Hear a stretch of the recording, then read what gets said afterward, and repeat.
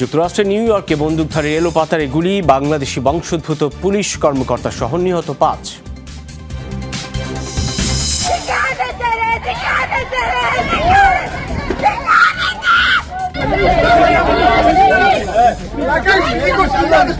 গ্রিসের রোডস দ্বীপে স্থানীয়দের তোপের মুখে ইসরায়েলি প্রমোত্তরে, দখলদারদের গুলিতে নিহত অস্কার জয়ী ফিলিস্তিনি চলচ্চিত্রকর্মী।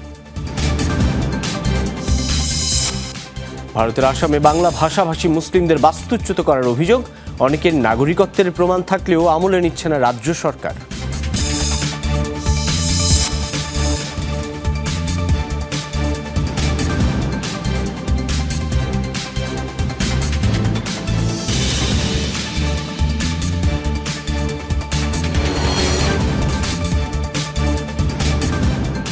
শিরোনাম দেখছিলেন, এসবের বিস্তারিত নিয়ে যমুনা আইরিসকে আপনাদের সাথে আছি আমি সাইফুদ্দিন রবিন।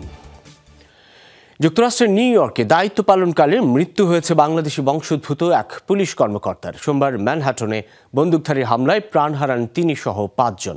36 বছর বয়সী দিদারুলের বাড়ি সিলেটের মৌলভীবাজার জেলার কুলাউড়া উপজেলায়। তার মৃত্যুকে বীরোচিত আখ্যা দিয়েছে নিউ ইয়র্কের পুলিশ বিভাগ। নিউ ইয়র্কের ম্যানহাটনে পার্ক অ্যাভিনিউয়ের এই বহুতল ভবনটিতে ন্যাশনাল ফুটবল লিগ হেডকোয়ার্টার্স সহ রয়েছে বেশ কয়েকটি গুরুত্বপূর্ণ আর্থিক প্রতিষ্ঠানের কার্যালয়। এই ভবনকেই টার্গেট করে হামলাকারী। নিউ ইয়র্ক পুলিশের দেওয়া তথ্য অনুযায়ী সোমবার সন্ধ্যায় ভবনের লবিতে প্রবেশ করেই M4 রাইফেল নিয়ে এলোপাতাড়ি গুলি ছোড়ে এক বন্দুকধারী। 27 বছর বয়সী সন্দেহভাজনের নাম শেন তামুরা। লাস ভেগাসের বাসিন্দা তিনি। পরপর কয়েকজনকে হতাহত করে আত্মহত্যা করে হামলাকারী। গত 3.5 বছর ধরে নিউ ইয়র্ক সিটি পুলিশ ডিপার্টমেন্টের সদস্য ছিলেন 36 বছর বয়সী দিদারুল ইসলাম। সোমবার সন্ধ্যায় ভবনটিতে হামলার সময় সেখানে নিরাপত্তার দায়িত্ব পালন করছিলেন এই বাংলাদেশি বংশোদ্ভূত। স্থানীয়দের সুরক্ষা দিতে গিয়ে প্রাণ হারান তিনিও। সন্তান সম্ভবা স্ত্রী ও 2 সন্তান রেখে গেছেন তিনি। দিদারুলকে সাহসী ও দায়িত্বশীল পুলিশ কর্মকর্তা আখ্যা দিয়ে শ্রদ্ধা জানিয়েছেন নিউ ইয়র্কের পুলিশ কমিশনার। তার মৃত্যুতে শোকাহত নিউ ইয়র্কের বাংলাদেশি কমিউনিটি। তিনি সর্বোচ্চ দায়িত্ব পালন করেছেন, মানুষের জীবন বাঁচাতে কাজ করেছেন, নিউ ইয়র্কবাসীর সুরক্ষায় কাজ করেছেন। বাংলাদেশ থেকে আসা একজন অভিবাসী ছিলেন এবং এই শহরকে ভালোবাসতেন। ইউনিফর্ম গায়ে মৃত্যু হয়েছে তার। নিজের প্রতিজ্ঞা রক্ষা করেছেন তিনি, বীরের মতোই প্রাণ দিয়েছেন। একই দিন ম্যাস শুটিংয়ের ঘটনা হয়েছে নেভাদায়ও। রেনো শহরে একটি ক্যাসিনোয় হামলায় মৃত্যু হয়েছে 3 জনের। আটক করা হয়েছে সন্দেহভাজনকে। ডরোথি তাস্ট্রিন, যমুনা নিউজ। গাজায় ইসরায়েলি আগ্রাসনের প্রাণহানির শিকার আরও প্রায় 90 ফিলিস্তিনি। তাদের মধ্যে 40 জনেরই মৃত্যু হয়েছে ত্রাণ সংগ্রহের সময় হামলায়। এদিকে 24 ঘন্টায় অপুষ্টিতে ভুগে মৃত্যু হয়েছে 14 জনের। এদের মধ্যে রয়েছে 2 শিশু। গাজার সরকারি গণমাধ্যম জানিয়েছে, শিশু খাদ্যের মারাত্মক সংকটে মৃত্যু ঝুঁকিতে রয়েছে হাজার হাজার শিশু। উপত্যকাটিতে মার্চ থেকে খাদ্য প্রবেশ সম্পূর্ণ অবরোধ আরোপ করে ইসরায়েল। মে মাস থেকে তা আংশিকভাবে শিথিল করা হলেও গাজাবাসীর পুষ্টির চাহিদা পূরণে যথেষ্ট নয় তা। গ্রিসের রোডস দ্বীপে তোপের মুখে পড়েছে একটি ইসরায়েলি প্রমোত্তরে। সোমবার ইসরায়েলি পর্যটকদের নিয়ে ক্রাউন আইরিশ নামের ক্রুজ শিপটি বন্দরে নোঙর করার পরই ক্ষোভে ফেটে পড়েন দ্বীপের বাসিন্দারা। ফ্রি প্যালেস্টাইন স্লোগানে করেন বিক্ষোভ। এ সময় দাঙ্গা পুলিশের সাথে সংঘর্ষও বাধে বিক্ষোভকারীদের। আটক করা হয় বেশ কয়েকজনকে। বন্দরে ভিড়েছে ইসরায়েলি প্রমোত্তরি, তাই ক্ষোভে ফুঁসছে গ্রিসের রোডস আইল্যান্ডের বাসিন্দারা। প্রতিবাদে চলছে বিক্ষোভ। গাজায় যে নারকীয়তা চলছে তা নাড়া দিয়েছে গ্রিসের রোডস আইল্যান্ডের অনেক বাসিন্দাকেও। আর তাই তাদের ভূখণ্ডে ইসরায়েলি পর্যটকদের মেনে নিতে পারছেন না।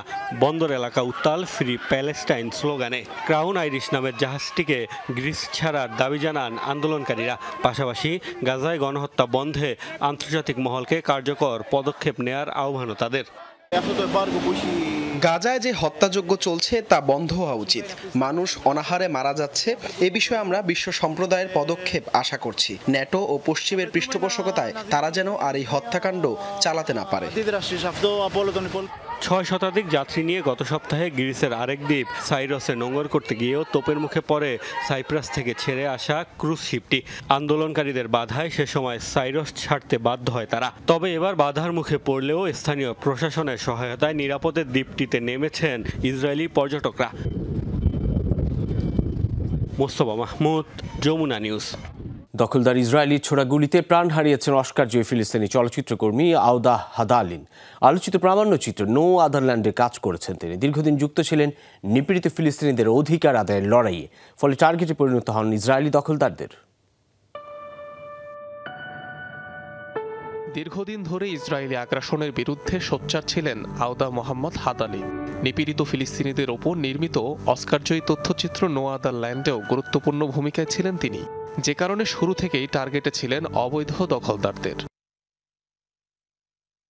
ঘটনার সূত্রপাত পশ্চিম তীরে হাদালিনের নিজ গ্রামে। বুলডোজার নিয়ে সেখানে প্রবেশের চেষ্টা করে বেশ কয়েকজন ইসরায়েলি সেটেলার, তাতে বাধা দেন গ্রামবাসীরা। এ সময় রাস্তায় দাঁড়িয়ে থাকা অবস্থায় হাদালিনকে লক্ষ্য করে গুলি ছোড়ে এক ইসরায়েলি দখলদার, যা সরাসরি তার বুকে আঘাত হানে। ঘটনাস্থলেই মৃত্যু হয় হাদালিনের। এই ঘটনার প্রকাশিত এক ভিডিও ফুটেজে চিহ্নিত করা হয়েছে মূল অভিযুক্তকে। ৩২ বছর বয়সী ওই ইসরায়েলির নাম ইনন লেভি। যুক্তরাষ্ট্র এবং ইউরোপের নিষেধাজ্ঞা রয়েছে তার বিরুদ্ধে। হাদালিনের মৃত্যুর বিষয়টি নিশ্চিত করেছে তারই সহকর্মী এবং নো আদারল্যান্ড পরিচালক ইউভাল আব্রাহাম এবং বাসেল আত্রা। ফিলিস্তিনি আউদা হাদালিন ছিলেন পশ্চিম তীরের দক্ষিণাঞ্চলীয় মাসাফের ইয়াত্তার বাসিন্দা। সেখানে ইসরায়েলি দখলদারিত্বের মাঝে বসবাসরত ফিলিস্তিনিদের সংগ্রামী আত্মকাহিনীর উপর নির্মিত হয় খ্যাতনামা ডকুমেন্টারি নো আদারল্যান্ড, যেটি অর্জন করে চলচ্চিত্র জগতের সবচেয়ে সম্মানিত পুরস্কার একাডেমি অ্যাওয়ার্ডস বা Oscar. Anik Rahman, Jamuna news. Honour killing ইস্যুতে ব্যাপক তোলপাড় চলছে পাকিস্তানে। ব্যভিচারের অভিযোগে এক নারী ও পুরুষকে হত্যার ভিডিও ভাইরাল হওয়ার পরই ক্ষোভ ছড়িয়েছে দেশটিতে। আলোচনা সমালোচনার মুখে নিহত নারীর মা সহ গ্রেফতার করা হয়েছে 16 জনকে। যদিও মায়ের দাবি তিনি কোনো পাপ করেননি। পরিবারের সম্মান রক্ষায় শত বছরের প্রথা মেনেই হত্যা করা হয়েছে তার মেয়েকে। এমন পরিস্থিতিতে আবারও বিচার বহির্ভূত অনার কিলিং বন্ধে কঠোর পদক্ষেপের দাবি উঠেছে দেশটিতে। অনার কিলিং এর প্রতিবাদে বিক্ষোভ চলছে পাকিস্তানের বেলুচিস্তানের প্রাদেশিক রাজধানী কোয়েটায়। সামাজিক মাধ্যমেও চলছে সমালোচনার ঝড়। কয়েক মাস আগের ঘটনা, পরিবারের সম্মান রক্ষার অজুহাতে হত্যাকাণ্ডের শিকার হয় 2 নারী পুরুষ। সম্প্রতি সামাজিক মাধ্যমে ভাইরাল হয় সে ঘটনার ভিডিও, জানিয়ে রীতিমতো তোলপাড় শুরু হয়েছে পাকিস্তানে। সাধারণ মানুষ ও মানবাধিকার কর্মীদের ক্ষোভের মুখে নিহত নারীর মা সহ 16 জনকে গ্রেফতার করা হয়েছে। ভাইরাল হওয়া ভিডিওতে দেখা যায় কোরআন হাতে এক নারীকে 3 রাউন্ড গুলি করে হত্যা করে তারই ভাই। পরে মেরে ফেলা হয় আরেক পুরুষকেও। হত্যাকাণ্ডের শিকার 2 জনের বিরুদ্ধে ব্যভিচারের অভিযোগ তুলে ঘটানো হয় এই নারকীয় ঘটনা। 5 সন্তানের জননী বানু বিবি নামের ওই নারী ইহসানুল্লাহ নামের এক পুরুষের সাথে পালিয়ে গিয়ে 25 দিন পর ফিরে আসে বাড়িতে। নিজ সম্প্রদায়ের শতবর্ষের রীতি মেনেই তাদের শাস্তি দেওয়া হয়েছে বলে জানিয়েছেন নিহত নারীর মা গুলজান বিবি। দাবি, নিজ সন্তানকে হত্যা করে কোনো পাপ করেননি তিনি। ভাইরাল হওয়ার আগে এমন নারকীয় ঘটনায় কোনো পদক্ষেপ না নেয় সমালোচনার মুখে পড়েছে পাকিস্তানের সরকার। অপরাধীদের দৃষ্টান্তমূলক শাস্তির দাবি করেছেন স্থানীয়রা। ভিডিও থেকে এটি স্পষ্ট যে এই ঘটনা গোপনে সংঘটিত হয়নি। তারপরেও স্থানীয় পুলিশ প্রশাসন কোনো পদক্ষেপ নেয়নি। এই অপরাধের পর পাকিস্তান সরকার কিংবা রাজনীতিবিদরাও নিশ্চুপ ছিল। এটি কয়েক মাস আগের ঘটনা। বিষয়টি ভাইরাল হওয়ার পর তারা পদক্ষেপ নিয়েছে। এটি চরম নৃশংসতা, অত্যন্ত দুঃখজনক ও নিন্দনীয় ঘটনা। অপরাধীরা দৃষ্টান্তমূলক শাস্তি পেলে এমন ঘটনা বন্ধ হবে আশা করছি। 2016 সালে অনার কিলিং অবৈধ ঘোষণা করা হয় পাকিস্তানে। এরপরও পরিবারের সম্মান রক্ষার অজুহাতে হত্যাকাণ্ড বন্ধ হয়নি দেশটিতে। পাকিস্তানের মানবাধিকার কমিশনের তথ্যমতে 2024 সালে 405টি অনার কিলিংয়ের ঘটনা হয়েছে। নিহতদের বেশিরভাগই নারী। মোস্তফা মাহমুদ, যমুনা নিউজ। ভারতের আসামে বাংলা ভাষাভাষী মুসলিমদের বাস্তুচ্যুত করছে বিজেপি শাসিত সরকার। বুলডোজার দিয়ে গুড়িয়ে দেওয়া হচ্ছে অন্তত 50,000 মানুষের বাড়িঘর। অস্থায়ী তাঁবুতে বাস করতে বাধ্য হচ্ছে পরিবারগুলো। বাংলাদেশি অনুপ্রবেশকারী আখ্যা দিয়ে এসব কর্মকাণ্ডকে সমর্থন জানিয়েছে আসামের মুখ্যমন্ত্রী হেমন্ত বিশ্ব শর্মা। ভুক্তভোগীদের দাবি, পারিবারিকভাবেই ভারতে বসবাস করে আসছেন তারা, রয়েছে নাগরিকত্বের প্রমাণও। ভারতের আসাম রাজ্যের গোয়ালপাড়া শহরের দৃশ্য এটি। বিশাল এলাকা জুড়ে ছড়িয়ে ছিটিয়ে থাকা এসব অস্থায়ী তাঁবুতেই পরিবার নিয়ে বসবাস করছে শত শত ভারতীয় মুসলিম। তবে একসময় পরিস্থিতি ছিল সম্পূর্ণ ভিন্ন। আর 5টা সাধারণ ভারতীয়দের মতোই ইটকাঠে তৈরি পাকা বাড়িতে বসবাস করত অসহায় এই পরিবারগুলো। রাজ্য সরকারের বুলডোজারের আঘাতে বাসস্থান হারিয়ে এখন তীব্র গরম আর খাবার পানির চরম সংকটে দিন কাটছে তাদের। তারা আমাদের ঘরবাড়ি ভেঙে ফেলার পর থেকে আমরা এই তাঁবুতে বাস করছি। এখানে পর্যাপ্ত খাবার নেই, সরকারের কাছ থেকেও কোনো সাহায্য আমরা পাইনি, এমনকি টয়লেটটা পর্যন্ত নিজেরাই সংস্কার করছি। বার্তা সংস্থা রয়টার্সের প্রতিবেদনে বলা হয়, বিজেপি শাসিত রাজ্য আসামের মুখ্যমন্ত্রী হেমন্ত বিশ্ব শর্মার নির্দেশেই চলছে এই ধ্বংসলীলা। রাজ্যটির বাংলা ভাষাভাষী মুসলিমদের বাংলাদেশি অনুপ্রবেশকারী আখ্যা দিয়ে এই উচ্ছেদ কার্যক্রমকে জোরালো সমর্থন জানিয়েছেন তিনি। তবে ভুক্তভোগীদের দাবি, ভারতেরই নাগরিক তারা। পুরনো নথিপত্রে রয়েছে ভারতীয় হওয়ার জোরালো প্রমাণ। তারা মন্দির, মসজিদ আর মুসলিমদের নিয়ে রাজনীতি করছে আর ভিত্তিহীনভাবে আমাদের বাংলাদেশি আখ্যা দিচ্ছে। সত্যি যদি কোনো বাংলাদেশি এসে থাকে, সরকার তাদের ফেরত পাঠাক। আমরা কেন বাংলাদেশি হব? আমাদের কাছে প্রমাণ আছে। বাপ চাচা আর দাদার ভারতীয় নাগরিক হওয়ার কাগজও আছে। তাদের যত প্রমাণ প্রয়োজন আমাদের কাছে সবই আছে। মানবাধিকার বিষয়ক বিশ্লেষকরা বলছেন, সাম্প্রতিক বছরগুলোতে বেশ কিছু মুসলিম বিরোধী নীতি কার্যকর করা শুরু করেছে আসামের বিজেপি শাসিত সরকার। আগামী বছর নির্বাচনকে ঘিরে রাজ্যটিতে বেড়েছে মুসলিমদের উপর অত্যাচারের ঘটনাও। পাশাপাশি এ আগুনে ঘি ঢেলেছে বাংলাদেশে ভারত সমর্থিত সরকারের পতন। 2021 সালে আসামের মুখ্যমন্ত্রীর আসনে বসেন বিজেপি নেতা হেমন্ত বিশ্ব শর্মা। এরপর থেকে আজ অবধি রাজ্যটি থেকে কমপক্ষে 50,000 মানুষকে উচ্ছেদ করা হয়েছে, যাদের বেশিরভাগই বাংলা ভাষাভাষী মুসলিম। প্রাণপ্রতিম কুণ্ডু, যমুনা নিউজ। চীনের প্রেসিডেন্ট শি জিনপিং এর সাথে দ্বিপাক্ষিক কোনো সম্মেলনের পরিকল্পনা নেই ডোনাল্ড ট্রাম্পের। সামাজিক যোগাযোগ মাধ্যম ট্রুথ সোশ্যালে দেয়া পোস্টে মার্কিন প্রেসিডেন্ট জানান, শি জিনপিং এর সাথে বৈঠকের তথ্যটি ভুল। অবশ্য চীন সফরে যেতে পারেন তিনি, তবে তা অবশ্যই শি জিনপিং এর আমন্ত্রণে। সম্প্রতি রয়টার্সের এক প্রতিবেদনে বলা হয়, দুই নেতার মধ্যে সম্ভাব্য বৈঠক নিয়ে প্রাথমিক আলোচনা চলছে ওয়াশিংটন এবং বেইজিং এর মধ্যে। চলতি বছরের শেষের দিকে ট্রাম্পের আসন্ন এশিয়া সফরেই এই বৈঠক হতে পারে বলে শোনা গিয়েছিল। ভয়াবহ বন্যার কবলে চীন। টানা ভারী বৃষ্টিতে বিপর্যস্ত রাজধানী বেইজিং সহ উত্তরাঞ্চল। এখন পর্যন্ত প্রাণ হারিয়েছে কমপক্ষে 38 জন, নিখোঁজ অনেকে। নিরাপদ আশ্রয়ের খোঁজে ছুটছে মানুষ। চীনের দক্ষিণাঞ্চলেও শুরু হয়েছে ভারী বর্ষণ। জারি করা হয়েছে সর্বোচ্চ সতর্কতা, ব্ল্যাক রেইনস্টর্ম। প্রবল স্রোতে ভেসে যাচ্ছে বাড়িঘর, গবাদি পশু, গাছপালা। পানির উচ্চতা কাঁধ ছুঁই ছুঁই। আটকে পড়াদের উদ্ধারে জীবন বাজি রেখে লড়ছেন উদ্ধারকর্মীরা। এই চিত্র চীনের উত্তরাঞ্চলের। ভয়াবহ বন্যার কবলে বেইজিং সহ এর আশেপাশের এলাকা। ঘরবাড়ি ডুবে যাওয়ায় এ পর্যন্ত নিরাপদ স্থানে সরিয়ে নেওয়া হয়েছে 80,000-এরও বেশি বাসিন্দাকে। জারি করা হয়েছে জরুরি অবস্থা। বন্যার পানিতে ভেসে গিয়ে বিদ্যুৎস্পৃষ্ট হয়ে এবং ভূমিধসে হতাহত হয়েছে বহু মানুষ। এখনও নিখোঁজ অনেকে। প্রাণহানি রোধে সর্বাত্মক অনুসন্ধান ও উদ্ধার অভিযান চালিয়ে যাওয়ার নির্দেশ দিয়েছেন প্রেসিডেন্ট শি জিনপিং। বেইজিং প্রশাসন জানিয়েছে, দুর্যোগের কারণে বিদ্যুৎ বিচ্ছিন্ন প্রায় 130টি গ্রাম।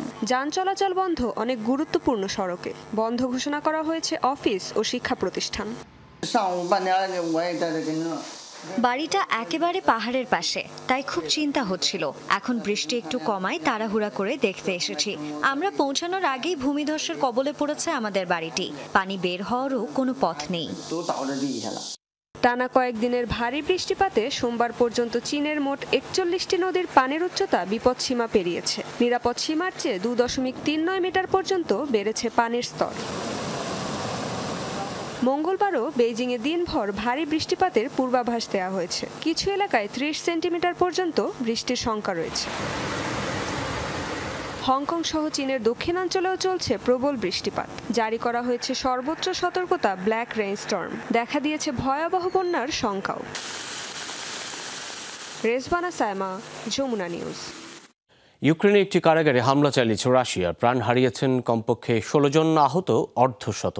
দেশটির দক্ষিণ পশ্চিমাঞ্চলের জাপোরজিয়ায় রাতভর চলে এই অভিযান। হামলায় ধ্বংস হয়ে গেছে কারাগারে একাধিক ভবন, একই সাথে ক্ষতিগ্রস্ত হয়েছে আশপাশের ঘরবাড়ি। রাজধানী কিয়েভেও চালানো হয় ড্রোন হামলা, আহত হয় শিশুসহ কমপক্ষে 8 জন। ইউক্রেনের সামরিক স্থাপনাগুলোকে টার্গেট করা হয়েছে বলে দাবি পুতিন বাহিনীর। অন্যদিকে ইউক্রেনের স্তারো কোস্তিয়ান তিনিভের রাতভর একযোগে চালানো হয়েছে ড্রোন, ক্রুজ মিসাইল এবং ব্যালিস্টিক মিসাইল হামলা।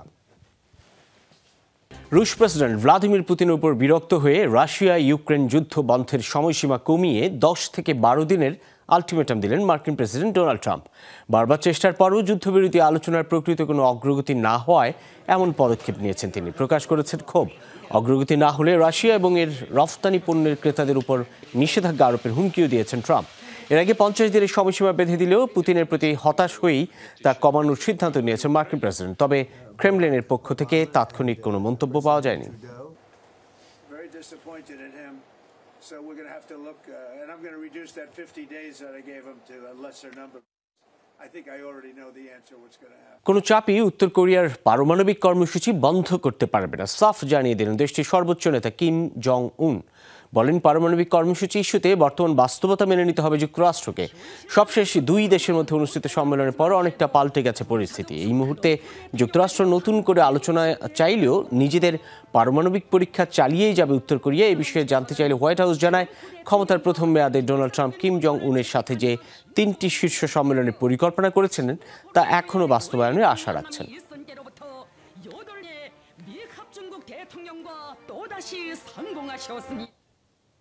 যমুনা আইডেস্ক এ পর্যন্তই। এতক্ষণ সাথে থাকার জন্য ধন্যবাদ সকলকে।